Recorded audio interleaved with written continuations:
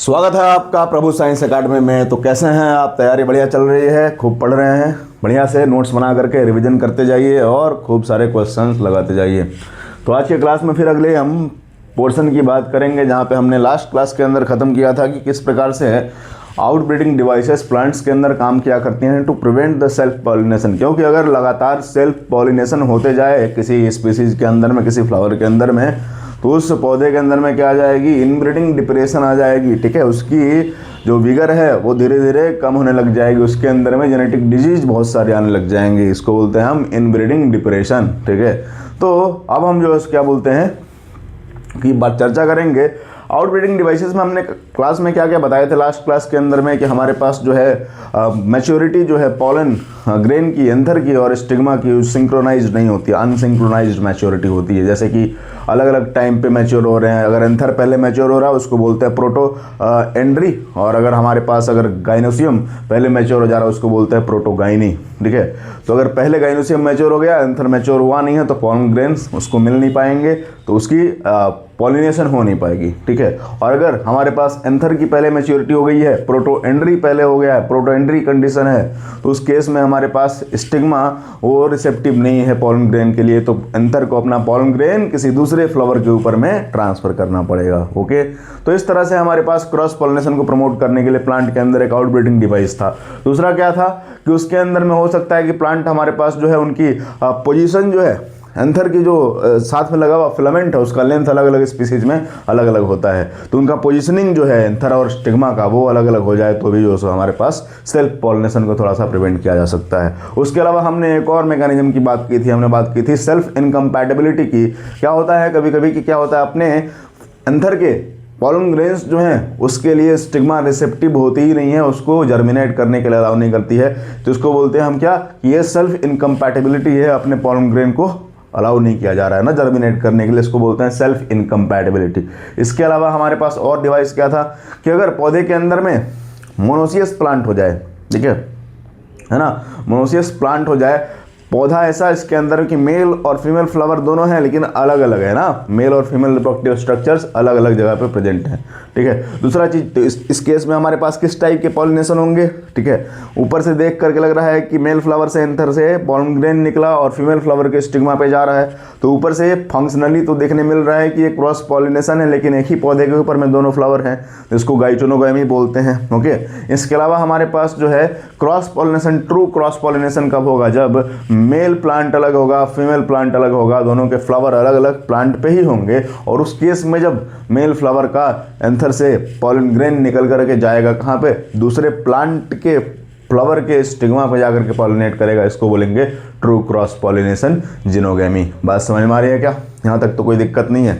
उसके बाद हमने बात की थी कि डबल फर्टिलाइजेशन, पॉलन ग्रेन के अंदर में दो मेल गैमेट थे, एक ने पोलर न्यूक्लियाई को फ्यूज कर दिया था, ट्रिपल फ्यूजन हुआ था, दूसरा था हमारे पास कि जाइगोट बना था किसके? एक और मेल गैमेट के मिलने से, इसको हम बोल रहे थे सीनगैमी, और सीनगैमी ट्रिपल फ्यूजन मिलकर के क्या हो रहा था? कंबाइनली उसको बोल रहे थे हम डबल फर्टिलाइजेशन। ओके, तो अब हम आगे चलते हैं कि फर्टिलाइजेशन के बाद आफ्टर फर्टिलाइजेशन कौन से स्ट्रक्चर किस चीज़ में कन्वर्ट होते हैं। जैसे कि ओव्यूल की अगर हम बात करें तो ओव्यूल हमारे पास सीड के अंदर में कन्वर्ट हो जाया करता है, ओवरी की बात करें तो ओवरी हमारे पास फ्रूट के अंदर में कन्वर्ट हो जाया करता है। When we talk about the integument, integument हमारे पास जो है सो सीड कोट का फॉर्मेशन कर लेता है। ओके, और हमारे पास बात करें पोलर न्यूक्लियाई की, तो पोलर न्यूक्लियाई हमारे पास बना देता है PEN, primary endosperm nuclei. Okay, primary endosperm nucleus, जिसकी प्लॉइडी क्या हो जाएगी? 3N हो जाएगी। टू पोलर न्यूक्लियाई के अंदर में पहले से न्यूक्लियस था और एक मेल गैमेट वाला न्यूक्लियस फ्यूज कर गया, इसको बोलते हैं पोलर न्यूक्लियाई। ओके, तो हमारे पास प्राइमरी एंडोस्पर्म न्यूक्लियस बन गया। फिर उसके बाद सेंट्रल सेल जो था, बड़ा सेल, ठीक है, वो प्राइमरी एंडोस्पर्म सेल के अंदर में कन्वर्ट हो जाया करता है। माइक्रोपाइल की अगर हम बात करें तो माइक्रोपाइल जिसने क्या किया था? पॉलन ट्यूब को रास्ता दिया था, ठीक है, जाने के लिए inside the female embryo sac, तो वो अब क्या करेगा? वो बस अब गैस एक्सचेंज और वाटर के एक्सचेंज के लिए अपने पास एक पाथवे बन जाएगा। माइक्रोपाइल के थ्रू वाटर की एंट्री होगी, O2 की एंट्री होगी फॉर द रेस्पिरेशन, क्योंकि सीड क्या है? सीड जो बनेगा वो जो है सो नॉन लिविंग एंटिटी नहीं है, सीड भी एक क्या है? लिविंग एंटिटी है। ठीक है, तो उसके अंदर भी रेस्पिरेशन के प्रोसेस चलेंगे, उसके अंदर भी मेटाबॉलिक प्रोसेस चलेंगे। ठीक है, बात समझ में आ रही है? यस, ओके, आगे चलते हैं। हमारे पास पोस्ट फर्टिलाइजेशन इवेंट के अंदर में और क्या क्या अपने को जानना है, ठीक है। इसके पहले एनसीईआरटी के अंदर में आर्टिफिशियल हाइब्रिडाइजेशन की चर्चा की गई है। आर्टिफिशियल हाइब्रिडाइजेशन क्या होता है, जैसे कि हम थोड़ी देर पहले बात कर रहे थे कि इनब्रीडिंग डिप्रेशन को रोकने के लिए हमारे पास पौधे क्या करते हैं, अलग अलग आउटब्रीडिंग डिवाइसेस का इस्तेमाल करते हैं। उसी तरह से हमारे पास जो प्लांट ब्रीडर्स हैं, ठीक है, प्लांट ब्रीडर्स हैं, वो आर्टिफिशियली इस प्रोसेस को करने का प्रयास करते हैं। जैसे कि मान लो कोई हमारे पास बाइसेक्सुअल फ्लावर है, ठीक है, और उसके अंदर अपने को सेल्फ पॉलिनेशन नहीं होने देना है, क्रॉस पॉलिनेशन कराना है, तो कौन सी स्ट्रेटजी, कौन से मेथड को हम अपनाएंगे, इसके बारे में चर्चा करेंगे। जैसे कि हमारे पास एक फ्लावर है, ठीक है, तो फ्लावर के अंदर में हमारे पास ये बाइसेक्सुअल फ्लावर अगर है, बाइसेक्सुअल फ्लावर है, ठीक है, तो इसके अंदर में एंथर होगा और स्टिग्मा भी होगा, ठीक है। तो हम क्या करें कि फॉर्क की मदद से, ठीक है, उसके क्या करें, उसको हम एंथर के फिलामेंट को पकड़ करके, ठीक है, उसको क्या कर दें, हटा दें, खींच करके हटा दें, उसको धीरे धीरे बारीकी से उसको हटा दें। तो इसको बोलते हैं, एंथर का हो जाएगा इमैस्कुलेशन। क्या हो जाएगा, इमैस्कुलेशन, ठीक है। इमैस्कुलेशन करा दिया मतलब कि एंथर को रिमूव कर दिया, रिमूवल ऑफ एंथर। अच्छा, एंथर को रिमूव करने के बाद में इसके अंदर में कौन से पोर्शन बचा हुआ होगा, इसके अंदर में ऑब्वियसली फीमेल पोर्शन बचा हुआ होगा। तो अब ये कैसा फ्लावर बन जाएगा, बाइसेक्सुअल फ्लावर में से एंथर को जब रिमूव कर देंगे तो वह कैसा फ्लावर बन जाएगा, फीमेल फ्लावर बन जाएगा। अच्छा, ये काम कब करते हैं, ये काम कब करते हैं, जब फ्लावर की ओपनिंग होने वाली होती है उसके एक दिन पहले, ठीक है। जैसे कि फ्लावर की एंथेसिस होने वाली है, उसके जस्ट पहले, एक दिन पहले क्या कर लेंगे, उसको हम उसको हटा करके और इसके अंदर में इमैस्कुलेशन का प्रोसेस हम कंटिन्यू कर देंगे, ठीक है। उसके बाद स्टिग्मा के ऊपर, ठीक है, कोई और पॉलन ना गिर जाए, इसके लिए क्या करते हैं, हम इसको बटर पेपर बैग से कवर कर देते हैं। और after the covering with butter paper bag, ठीक है, हम क्या करते हैं, अपने डिजायर्ड पॉलन ग्रेन को कलेक्ट करने चले जाते हैं, ठीक है। अपने डिजायर्ड पॉलन ग्रेन को कलेक्ट करके लाएंगे, उसके बाद स्टिग्मा को अनकवर करेंगे, बटर पेपर बैग को हटाएंगे, ठीक है, और फिर उसके ऊपर में क्या करेंगे, डिजायर्ड पॉलन ग्रेन को डस्ट कर देंगे, ठीक है। अब जैसे कि फूल है ना, देखो फूल के डंठल को पकड़ के तुम ऐसे ऐसे गोल गोल घुमाओगे ना, ठीक है, तो इसके ऊपर में जो पॉलन ग्रेन्स होंगे वो झड़ जाएंगे, ठीक है, डस्टिंग ऑफ पॉलन ग्रेन हो जाएगा, स्टिग्मा के ऊपर में पॉलन ग्रेन की डस्टिंग हो जाएगी, ठीक है। उसके बाद फिर से बटर पेपर बैग पे कवर कर देंगे उसको, ठीक है, जब तक कि उसके अंदर में क्या हो जाए, पॉलिनेशन और सीड सेटिंग ना हो जाए। तो हमारे पास यहाँ पर जो है, हम पहले क्या किए, इमैस्कुलेशन किए, ठीक है। इमैस्कुलेशन करने के बाद बटर पेपर बैग से कवर किया, उसको बोलते हैं बैगिंग, ठीक है। उसके बाद हमने क्या किया कि कलेक्ट किया अपना डिजायरेबल पॉलन ग्रेन की डस्टिंग की, बटर पेपर बैग हटा करके, और फिर से रीबैगिंग कर दी, ठीक है। फिर से क्या कर दिया, रीबैगिंग कर दिया, ठीक है, और फिर से तब तक उसको छोड़ दिया पॉलिनेशन करने के लिए, पॉलिनेशन होने के लिए, जर्मिनेट करने के लिए, ठीक है, और फिर सीड सेटिंग के लिए छोड़ दिया, ठीक है। उसके बाद हम क्या कर देंगे, वहाँ पे टैग वगैरह लगा देंगे कि यस हमने ये पॉलिनेशन किया है, इस डेट पे किया है, ठीक है, उसको बोलते हैं टैगिंग। तो इमैस्कुलेशन हो गया, बैगिंग हो गया, रीबैगिंग हो गया, टैगिंग हो गया, ये सारी चीज़ें अपने को आर्टिफिशियल हाइब्रिडाइजेशन के अंदर में देखना है, ठीक है, ओके। तो इस तरह से हमारे पास जो है सो आर्टिफिशियल हाइब्रिडाइजेशन फैसिलिटेट किया जाता है बाइसेक्सुअल फ्लावर्स के अंदर में। Let's talk about the post fertilization developments, ठीक है। हमारे पास पोस्ट फर्टिलाइजेशन डेवलपमेंट की अगर हम बात करें तो प्राइमरी एंडोस्पर्म न्यूक्लियस के अंदर में जब डिवीजन होगा, प्राइमरी एंडोस्पर्म न्यूक्लियाई के अंदर में डिवीजन जो होगा वो कैसा डिवीजन होगा, ठीक है, फ्री न्यूक्लियर डिवीजन होगा, ठीक है। कैसा डिवीजन होगा, फ्री न्यूक्लियर डिवीजन होगा। सर आपने जो बताया कि पोलर न्यूक्लियाई के अंदर ट्रिपल फ्यूजन के बाद, ठीक है, वो PEN में बदलेगा और जाइगोट जो है वो एम्ब्रायो में बदलेगा, तो फर्टिलाइजेशन तो, डबल फर्टिलाइजेशन तो दोनों साथ साथ हुआ था, ट्रिपल फ्यूजन और सीन गैमी दोनों साथ साथ हुआ था। तो कौन सा पहले डेवलपमेंट करना शुरू करेगा, पोलर न्यूक्लियाई PEN में पहले बदलेगा या फिर जो है हमारे पास जाइगोट एम्ब्रायो के अंदर में कन्वर्ट हो जाएगा, ठीक है। किसका डेवलपमेंट पहले होगा, ठीक है। जैसा कि हम जानते हैं कि हमारे पास जाइगोट के डेवलपमेंट के लिए, जाइगोट से एम्ब्रायो बनने के लिए नरिशमेंट की रिक्वायरमेंट पड़ेगी, न्यूट्रिशन की रिक्वायरमेंट पड़ेगी, और उस न्यूट्रिशन को प्रोवाइड करने का, फूड प्रोवाइड करने का काम करता है ये एंडोस्पर्म का रिजर्व फूड मटेरियल, ठीक है। तो पहले सर्टेन अमाउंट ऑफ एंडोस्पर्म का फॉर्मेशन हो जाएगा एंड देन फिर उसके बाद एम्ब्रायो का डेवलपमेंट शुरू होगा। तो पहले हमारे पास PEN के अंदर में क्या होगा, फ्री न्यूक्लियर डिवीजन और फ्री न्यूक्लियर एंडोस्पर्म का फॉर्मेशन होगा, ठीक है। फ्री न्यूक्लियर एंडोस्पर्म का बहुत बढ़िया एग्जांपल है हमारे पास फ्री न्यूक्लियर एंडोस्पर्म का बढ़िया एग्जाम्पल है क्या, कोकोनट वाटर, ठीक है। अच्छा, उसके अंदर में फ्री न्यूक्लियर एंडोस्पर्म है। इसके अलावा हमारे पास जो है ये सेल वॉल, उसके ऊपर में कुछ न्यूक्लियाई जो है उनके ऊपर में सेल वॉल का डिपोजिशन हो जाएगा, कवरिंग हो जाएगी, ठीक है, कंपार्टमेंटलाइजेशन हो जाएगा। उसके बाद हमारे पास ये कुछ वाइट कर्नल्स जो हम चबा कर खाते हैं ना नारियल के अंदर में, ठीक है, वाइट कर्नल्स का फॉर्मेशन हो जाएगा, ठीक है। तो ये हमारे पास पहले एंडोस्पर्म बनेगा कि पहले एम्ब्रायो डेवलप होगा, तो पहले एंडोस्पर्म कुछ अमाउंट बन जाएगा, उसके बाद एम्ब्रायो का डेवलपमेंट शुरू होता है। Okay, let's talk about the development of embryo from zygote, ठीक है। एम्ब्रायोनिक डेवलपमेंट में आप क्या देखते हैं कि पहले हमारे पास जाइगोट बना, डिप्लॉइड जाइगोट है, ओके। एक न्यूक्लियस कहाँ का, एग का, एक न्यूक्लियस कहाँ का, एक न्यूक्लियस मेल गैमेट का। तो डिप्लॉइड जाइगोट हमारे पास है। इसका जब डेवलपमेंट हो रहा होगा तो पहले जो है ये प्रो एम्ब्रायो के अंदर कन्वर्ट होगा, ठीक है। उसके बाद हमारे पास ग्लोब्यूलर शेप एम्ब्रायो, ठीक है। उसके बाद heart shape embryo and then mature embryo. तो ये स्टेजेस आपको ध्यान रखने हैं कि जाइगोट से प्रो एम्ब्रायो से ग्लोब्यूलर एम्ब्रायो से हार्ट शेप एम्ब्रायो और फिर उसके बाद मैच्योर एम्ब्रायो का फॉर्मेशन हुआ करता है, ठीक है। यहाँ तक किसी प्रकार का कोई डाउट तो नहीं है। ओके, ये सारी चीज़ें आपको ध्यान देनी चाहिए कि फर्टिलाइजेशन के बाद में कौन सा स्ट्रक्चर किस काम आता है, किस चीज़ में डेवलप होता है, ठीक है। तो आपको उम्मीद करते हैं समझ में आया होगा। Note it down, then will move further on the next topic.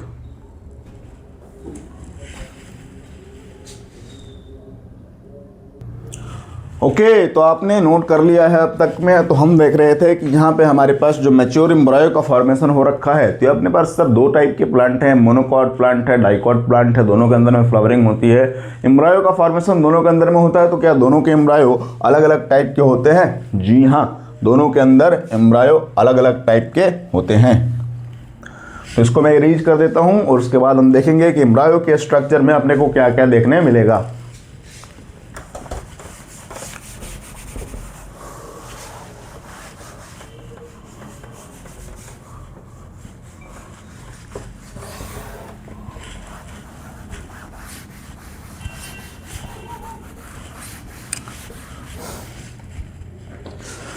चलिए, एम्ब्रायो के स्ट्रक्चर की हम जब बात करते हैं तो अपने को कुछ चीज़ों को ध्यान देना है क्या, कि एक सर रहेगा एम्ब्रायो के स्ट्रक्चर में अपने को देखने मिलेगा एक एम्ब्रायोनल एक्सिस, ठीक है। ये हमारे पास हो गया एम्ब्रायोनल एक्सिस, ठीक है। ये है एम्ब्रायोनल एक्सिस, ठीक है। ये है हमारे पास लेवल ऑफ कोटिलेडन, ठीक है। ये है एम्ब्रायोनल एक्सिस,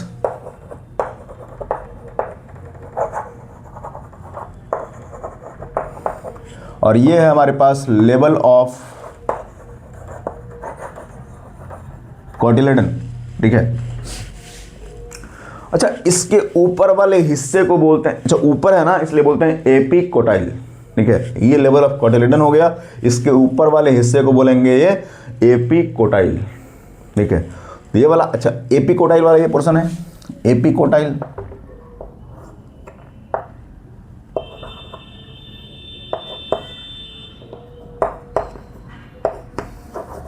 ठीक है, एपिकोटाइल।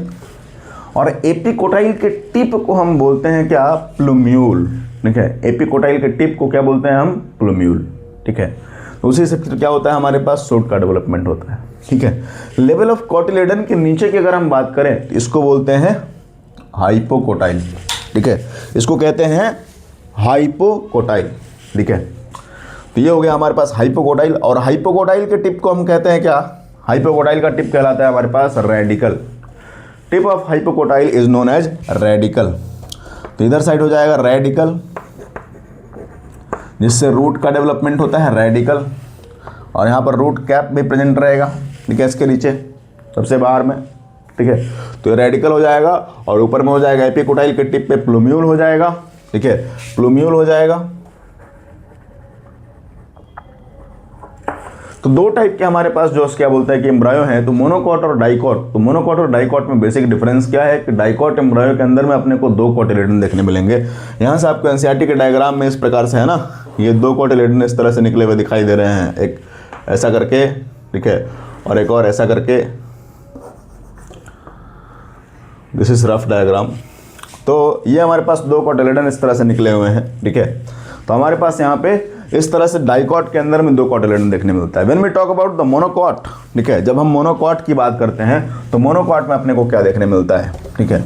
मोनोकॉट के अंदर में यहाँ पे अपने को क्या देखने मिलेगा, सिर्फ सिंगल कोटिलेडन देखने मिलेगा, ठीक है, सिंगल कोटिलेडन, ठीक है। इसको हम बोलते हैं स्क्यूटेलम। ग्रासेस फैमिली के अंदर में मोनोकॉट की जो फैमिली है उसके अंदर में अपने को क्या देखने मिलता है, एक कोटिलेडन देखने मिलता है, इसको हम कहते हैं स्क्यूटेलम। ओके, वहाँ पे भी अपने को क्या देखने मिलेगा, जो हमारे पास एपिकोटाइल है उसके टिप को हम बोलते हैं कोलियोप्टाइल, ठीक है।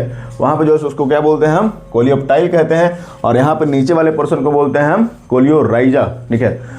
कोलियोराइजा वहाँ पे जाके रेडिकल और रूट कैप को एक sheath like structure, sheath like tissue जो उसके बोलते हैं कवर कर रही होती है, इसको हम बोलते हैं कोलियोराइजा, ठीक है।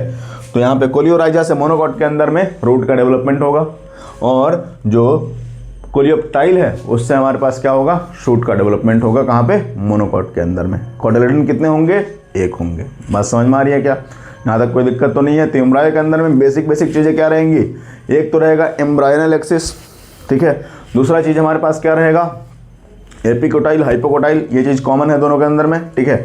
और वहाँ पे प्लूम्यूल, डाइकॉट के अंदर में प्लूम्यूल से क्या होता है, शूट का डेवलपमेंट होता है, ठीक है। और रेडिकल से रूट का डेवलपमेंट होता है। मोनोकॉट की बात करें तो कोलियोप्टाइल हमारे पास क्या है, टिप पे है, जो सूट का डेवलपमेंट करने में मदद करता है। ओके, कोलियोराइजा की अगर बात करें मोनोकॉट एम्ब्रायो के अंदर में तो कोलियोराइजा से रूट का डेवलपमेंट होता है। तो इतनी सारी चीज़ें क्लियर है। अब चलते हैं आगे।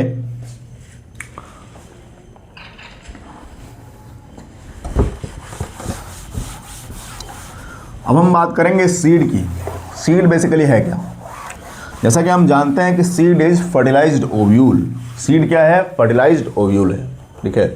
सीड हमारे पास क्या है, सीड इज फर्टिलाइज्ड ओव्यूल।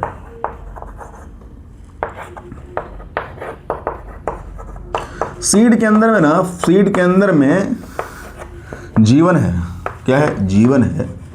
इसके अंदर भी रेस्पिरेशन हुआ करता है। इसके अंदर भी स्टोर्ड फूड मटेरियल हुआ करता है। स्टोर्ड फूड मटेरियल हुआ करता है। कोटिलेडन के अंदर क्या होता है, स्टोर्ड फूड मटेरियल होता है। सीड के अंदर स्टोर्ड फूड मटेरियल होता है, ठीक है। और ये जो है सो क्या बोलते हैं, ये जो है structure,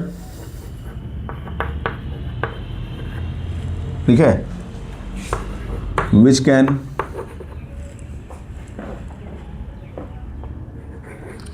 give birth to new plant, ठीक है। इससे नए प्लांट का जन्म हो सकता है, ठीक है। बात समझ में आ रही है क्या, सीड से। तो ये भी लिविंग एंटिटी है। जिस तरह से अंडे से नया चूजा निकलता है उसी तरह सीड से भी नया पौधा निकल सकता है, ठीक है। तो हम बात करते हैं, इसलिए एनसीईआरटी के अंदर में इकोलॉजी में लिख भी रखा है, ठीक है, कि whether you are eating seed और ईटिंग मीट, ठीक है, बोथ आर प्रीडेशन, ठीक है, दोनों क्या है, शिकार है, ठीक है। क्योंकि आप दोनों में क्या कर रहे हो, लाइफ को ही तो किल कर रहे हो, ठीक है। सीड भी क्या है, लिविंग एंटिटी है, उसको भी अगर हम खा रहे हैं तो क्या है, प्रीडेशन ही है। लेकिन सीड के अंदर में पेन रिसेप्टर प्रेजेंट नहीं होते हैं ना। एनिमल्स के अंदर में पेन रिसेप्टर्स डेवलप होते हैं, ठीक है। तो उनको मारते हैं तो उनके लिए पेनफुल होता है, लेकिन सीड के अंदर में पेन रिसेप्टर नहीं होते हैं। ओके, लेट्स टॉक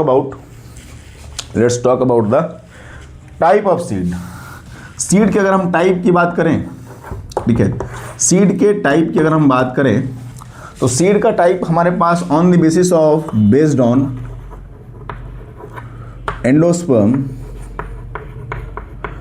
अब कुछ सीड जो है ना उनके अंदर में एम्ब्रायोनिक डेवलपमेंट के टाइम में पूरा का पूरा एंडोस्पर्म यूज हो जाता है, ठीक है, कंप्लीट एंडोस्पर्म इज यूटिलाइज्ड, ठीक है।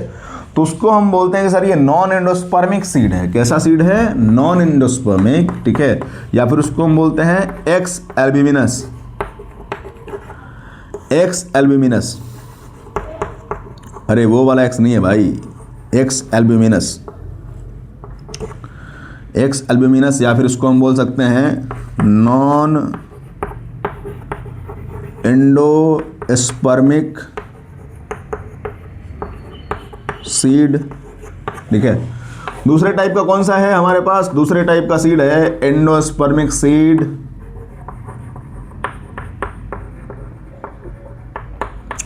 Endospermic seed. या फिर इसको हम कह सकते हैं एल्ब्यूमिनस सीड, एल्ब्यूमिनस सीड, ठीक है। आप इसको देखे हो क्या, yes, day to day life में आप यूज भी करते हैं इसको। जैसे कि आप पी की बात कर लो, ठीक है, ग्राउंडनट की बात कर लो, ठीक है, इसके कॉटिलेडन को अलग करोगे आपको एंडोस्पर्म नहीं देखने मिलेगा। ग्राउंडनट, अच्छा ये देखो हमारे पास एंडोस्पर्मिक सीड की बात करें तो हमारे पास हो गया मेज, ठीक है, वीट, बार्ले, ठीक है, ये सारे हमारे पास क्या हैं, एंडोस्पर्मिक सीड हैं, ठीक है। अब हमारे पास बात कर लें हम एक और सीड की, ठीक है। आप जैसा कि जानते हैं कि जब फीमेल एम्ब्रायो सैक का डेवलपमेंट हो रहा होता है उसको नरिशमेंट प्रोवाइड करने का काम करता है न्यूसेलस का टिश्यू, ठीक है। Nucellus tissue provide nourishment to the developing embryo sac, ठीक है। तो वहाँ पे पूरा का पूरा न्यूसेलस कभी कभी यूज नहीं होता है, ठीक है। तो न्यूसेलस जब बचा रह जाएगा, कुछ portion remnant of nucellus which is persistent in the seed, उसको हम बोलते हैं पेरिस्पर्म, ठीक है। तो बेस्ड ऑन पेरिस्पर्म, पेरिस्पर्म किस टाइप का सीड हो गया, पेरिस्पर्मिक सीड हो गया। पेरिस्पर्मिक सीड कौन सा सीड है हमारे पास, ब्लैक पेपर हो गया, ब्लैक पेपर है। उसके बाद हमारे पास जो बीट रूट खाते हैं ना, बीट रूट, बीट के अंदर में फ्लावर जो होता है तो उसके अंदर में भी जो सीड होता है वो भी क्या होता है, पेरिस्पर्मिक सीड हुआ करता है, ठीक है। तो बेस्ड ऑन पेरिस्पर्म हमारे पास पेरिस्पर्मिक सीड के एग्जांपल क्या याद रखना है आपको, ब्लैक पेपर और बीट के अंदर में अपने को पेरिस्पर्मिक सीड देखने मिलता है। Note it down fast.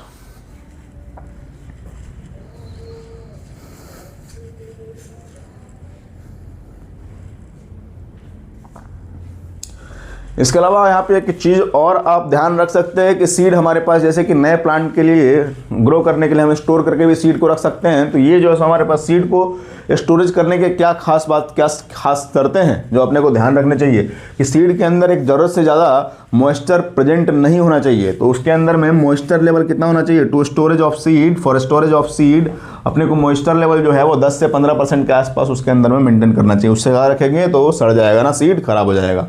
Okay, तो 10 to 15% मॉइस्चर लेवल क्या है वो परमिसिबल है, ठीक है। अलग अलग सीड के अंदर में ये चीज़ें वेरी करते रहती है, किसी के अंदर में 10 से नीचे रहता है, किसी के अंदर में 10 के आसपास रहता है, किसी के अंदर 12 रहता है, किसी के अंदर 15 भी रहता है। तो ये अलग अलग चीज़ें हुआ करती है। उसके बाद हमारे पास जो एक डोरमेंसी का टर्म दे रखा है एनसीईआरटी के अंदर में, डोरमेंसी क्या हुआ करता है, ठीक है। जब हम सीड को क्या कर देते हैं, ड्राई कर देते हैं ना, सीड को हम ड्राई कर देते हैं, मॉइस्चर लेवल एकदम कम कर देते हैं, तो सीड के अंदर में मेटाबॉलिक एक्टिविटी चल रही होती है लेकिन बहुत स्लो चल रही होती है, रेस्पिरेशन का रेट एकदम बहुत स्लो हो जाता है। तो इस तरह से क्या होता है ताकि हम वो सीड जो है एनर्जी को स्टोर करके रख सके, फूड रिजर्व को बचा के रख सके, ठीक है। तो वो उनके लिए क्या हो गया, एडवर्स कंडीशन हो गई, मॉइस्चर कम हो गया, ठीक है, मेटाबॉलिक एक्टिविटी स्लो डाउन हो गई। तो इस कंडीशन को बोलते हैं कि ये डोरमेंट स्टेज में चला गया। कैसा चला गया, डोरमेंट स्टेज के अंदर में चला गया, ठीक है। और जब फेवरेबल कंडीशन मिलेगा, ठीक है, जब फेवरेबल कंडीशन मिलेगा, सफिशिएंट मॉइस्चर मिलेगा, सफिशिएंट टेम्परेचर मिलेगा, ठीक है, तो वो क्या करेगा, उस समय में जर्मिनेट करेगा ना, तो उस समय डोरमेंसी ब्रेक हो जाएगी। क्या हो जाएगी, डोरमेंसी ब्रेक हो जाएगी। तो एक हार्मोन का भी नाम याद रख सकते हैं आप कि to maintain the seed dormancy abscisic acid is required, ठीक है, और ब्रेक करने के लिए जिब्रेलिक एसिड इज रिक्वायर्ड, ठीक है, जो आप क्लास 11th में पढ़े हैं ग्रोथ एंड डेवलपमेंट के अंदर में। Okay, note it down.